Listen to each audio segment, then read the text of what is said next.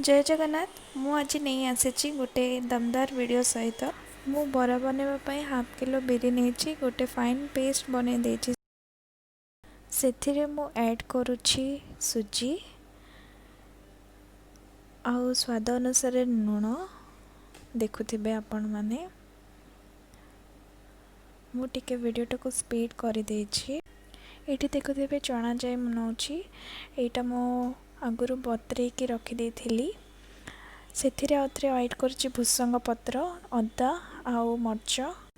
Crunchy बनेबा पय मु एठी 1 टेबलस्पून चना चना नौछि।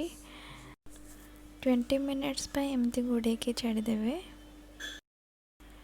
एठी हमर तेल भी गरम हेलाने मु देखंतो चेक करूछि। एटा मु हिंगु पानी नेहिछि।